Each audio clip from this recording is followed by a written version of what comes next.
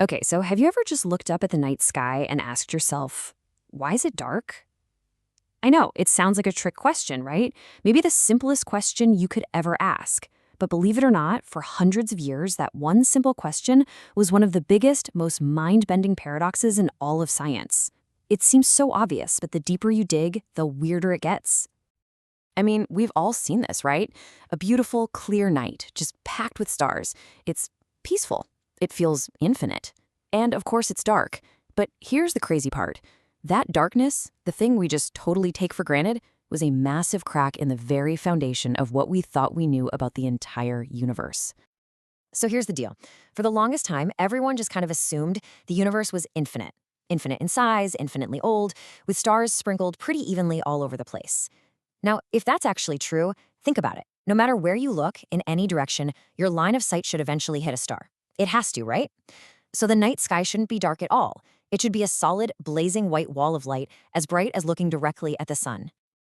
So this huge disconnect between what logic said we should see and what we actually see every single night, yeah, that wasn't just a fun little riddle for astronomers to puzzle over. It was a genuine crisis in cosmology. And we now have a name for it: Olber's paradox. The whole thing, this entire paradox, really boils down to three huge assumptions people were making about the universe. One, that it's infinite in size. Two, that it's eternal, meaning it's always existed. And three, that it's static. It's not really changing. For centuries, that was the standard model. And that's precisely why a simple, dark sky was so baffling. You know, the best way to really get your head around this is with a simple analogy. Imagine you're standing in the middle of a forest that goes on forever. An infinite forest. Now, no matter which direction you look, left, right, up, down, your line of sight is eventually going to be blocked by a tree trunk. You wouldn't see any gaps in the distance, just a solid wall of trees. Well, the paradox says that in an infinite universe, stars are the trees. And what's wild is the math totally backs us up. Picture the universe in layers, or shells, spreading out from us. Yeah, sure, the stars in the shells that are farther away are going to look dimmer. But, and this is the key, those farther shells are also way bigger, so they hold a ton more stars. And it just so happens, those two things, the dimness and the sheer number of stars, they cancel each other out perfectly. So every single layer of the universe should be dumping the same amount of light on us. So there it is. The paradox is built on this foundation of three ideas: a static, infinitely old, and infinitely large universe. And it turns out the only way to solve this puzzle was to completely shatter that foundation. Okay, so before we got to the actual answer, a few other theories were thrown around. People tried to find an easy way out of this paradox, and some of them sounded pretty good at first, but, well, they all had a fatal flaw. All right, the most popular early idea was cosmic dust. Simple enough, right?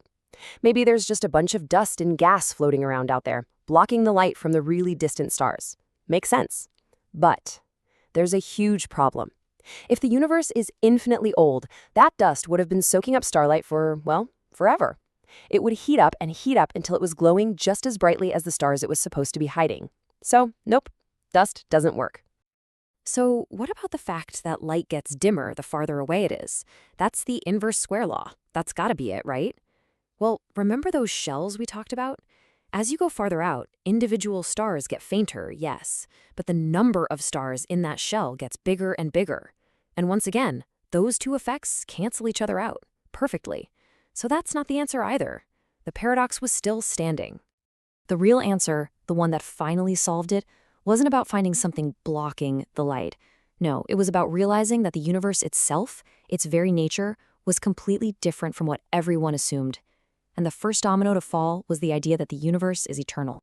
13.8 billion years. This one number, it changes everything because it tells us our universe is not infinitely old. It had a birthday. It had a beginning about 13.8 billion years ago. And right there, that's where it all starts to click. See, light doesn't travel instantly. It has a speed limit. So that means there's a fundamental limit to how far into space we can see. Any light from a star that's more than 13.8 billion light years away, well, it simply hasn't had enough time to get here yet. We're living inside a bubble of light, and there's a cosmic horizon, a boundary in time that we can't see past. This bubble is what we call the observable universe.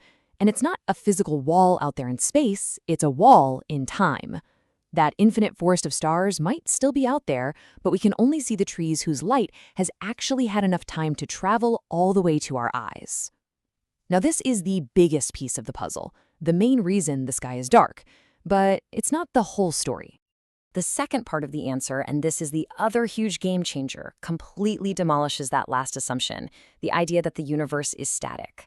Oh boy, we now know it is anything but static. Okay, I love this analogy. Think of a single particle of light, a photon, as a little wave drawn on a rubber band. Now, as that photon flies across the universe itself, the rubber band, is being stretched.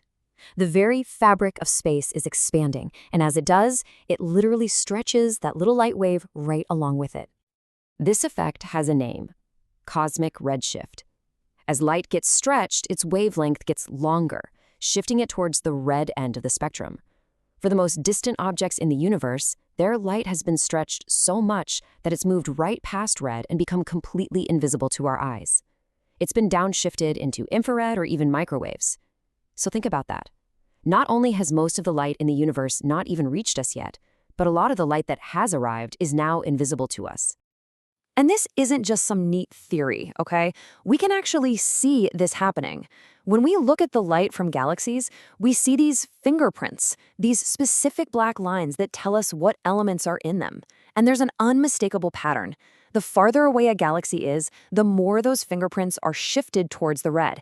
It's the ultimate smoking gun. This is the proof that our universe is expanding.